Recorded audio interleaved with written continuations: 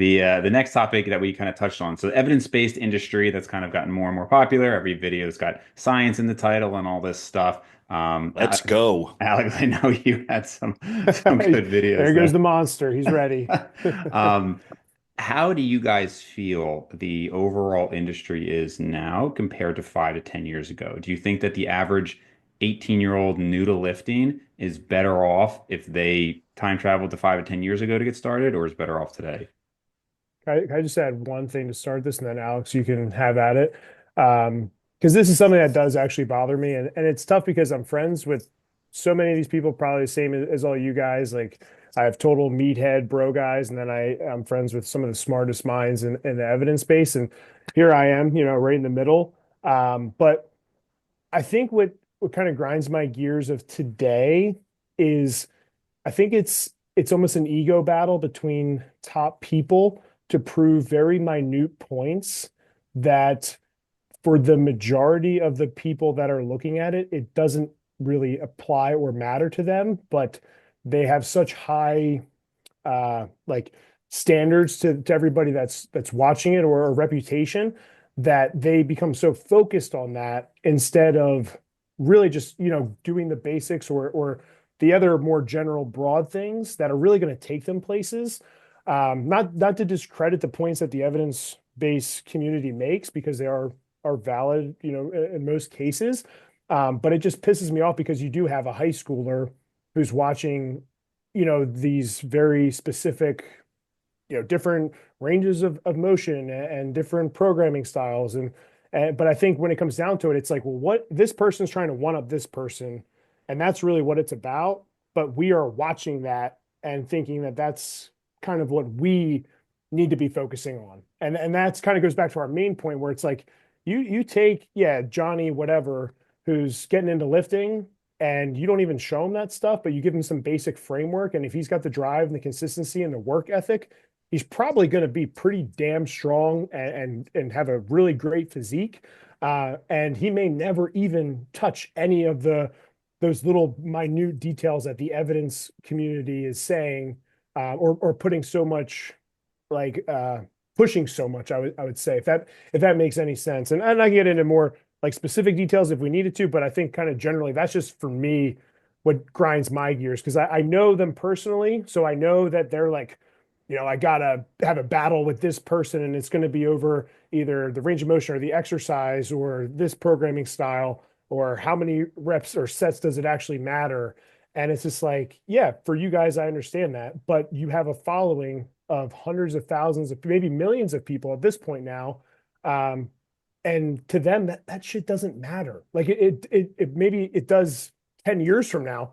But what I find is dealing with high schoolers, those are the questions that they ask me, right? Hmm. It's like these little weird things, not just like hey, like if I'm doing push pull legs, like is this a good place to start? I'm like, it's more does this range of motion to this degree matter or how many sets to failure do I really need to go? And really and it's just like, dude, like just go fucking train, man. Like just If just go train. But it's just tough for me because I just see it so much and kind of sometimes where I don't even want to look at it.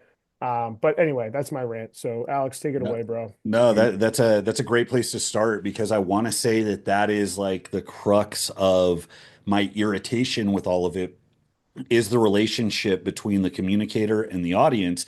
Because, and I mean, we can look at, and I know we're strength guys generally, but strength and hypertrophy has an immense overlap.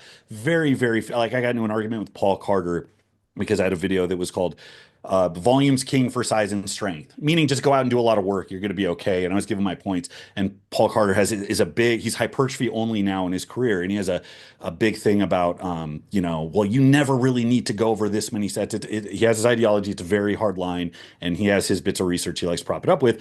The big missing piece was size and strength, where you don't really know a reliable strength program that doesn't hinge on the manipulation of volume or go through increased volume phases at some point.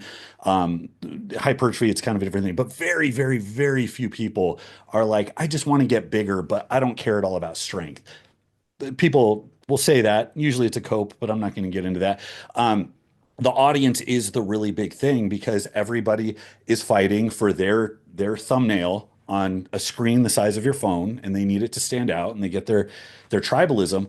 So if we look at the guy who's kind of dominating that space now, it's Israel, and he comes out, and it's if you do the math on his analytics, it's like he's gotten to the point where he's reliably getting 1 million views on his videos, his celebrity lifting analytics, or his celebrity lifting videos analyses.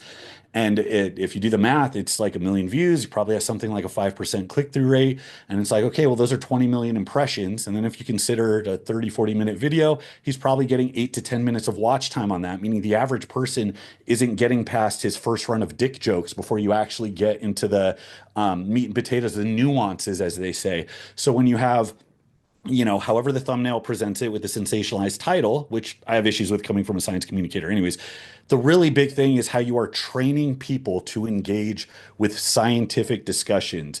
And you can't claim that it's fair game if you're literally a science communicator, but you're using kind of the sensationalized tabloid headlines to train people to react to your thumbnails in a way that science consumers are not supposed to react. And the reason is that the term science is one of the most powerful things you can slap on any product you're ever selling, which is like Jeff Nippert doesn't even have like an advanced degree in a lot of this stuff, but he has a bachelor's in some tangential degree. It's not like exercise science though.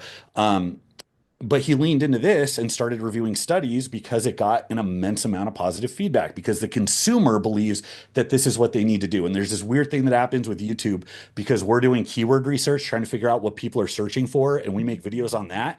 But it's all of the uneducated masses that need to be, it's like the students writing the syllabus. We're making content and framing it to satisfy with the people that need to be educated, and it's very backwards and toxic. And that's what frustrates me. So, yeah, what is best for the average person? You can say, oh, this guy likes nerding out. Well, what does that mean? That means going above and beyond into the minutia more than you need to. That's what nerding out is. Engineers don't call double checking their math nerding out. That's just work because it won't work if you don't do that. So nerding out implies excess stuff. But for every person that likes to nerd out, there's 100 people that are led to believe that their gains hinge on what is being discussed in this roundtable hypertrophy discussion of whether or not you should do length and partials only, or 1.5 reps, or full reps with it. And it gets absolutely insane because you're talking about one little pebble on the beach out of a sea of variables. And if you change one, it changes all the others, and nobody takes that into account. And it becomes a clusterfuck, and people get lost and they get overwhelmed. And it's something that is not going to bother the ever-loving shit out of you unless you have worked hands-on with lots and lots of people over the years, like Joey has, especially teenagers. You work with athletes, they want the shortcut. So you get an idea of what they think the shortcut is by the questions they're asking you. And you're like, no, no, no, no, no. You need to worry about A, B, and C. Everything after that is so far above your pay grade. I mean, it's like you're trying to run a mile to gain an inch. Like it is not worth the effort. You're not even going to get it right. It's not even going to do what you think it's going to do. You're just going to spin your wheels. So a lot of the people that kind of push back or talk about their experiences or will side one way or another don't have that just constant reinforcement from the people you're working with to see how absolutely twisted around their perspective is, because optimal is a buzzword. You're not entitled to it. If you go through a 6 month block of training and you're a little bit better, that's a fucking win. You did more than you were actually entitled to. And people that can string that together get really, really good. Whereas, like I said in the beginning, people think it's either I'm doing the best thing I could ever possibly do in all possible universes, or it's like, what's the fucking point? Which is just, it's toxic. It's not the way to make progress in any arena in life, especially this one. I think at one point, if you saw Joey and I both like really nodding our heads, and when you said it's my issue with it is similar in that it's the belief among people watching that it's going to make the big difference. And the reason I have an issue with that is the same thing with almost any topic. It's like, who is your audience and who is it relevant to? Like by analogy, there was a thing I remember, and this isn't like to hate on Lane Norton, but when he used to sell BCAAs, one of the things he would say would be like, you know what, like you don't need them, but if you want to have that edge, if you're somebody who really takes it seriously, then you want to buy it. And my issue with that was like, okay, you're kind of telling the truth. Now, again, we're assuming at this point that the research shows that BCAAs were actually useful. I think most people agree now they're not, but let's just pretend that they were a little useful. The issue I have with that, it's almost like you can imagine like the car salesman who says, like psychology 101, sales 101, like, I don't care if you buy from, me or somebody else on the street. I just want you to have the good car. It's like by saying you don't care about who they buy from, it makes the other person kind of think that way. Same thing, if you're selling this BCAs and you're like, well, it only matters if you really care. Well, who's going to be like, well, I don't care. No, you're going to be that athlete, that person who's like, no, no, I take pride in being that top 1 or 2%. So this is going to be the edge. And then when that person, who's maybe a genetic phenom is in the gym and they're making the progress, it's, well, you know what? I take it really seriously. I bought the BCAAs. I'm that 1 or 2%. But in reality, it was all kind of nonsense.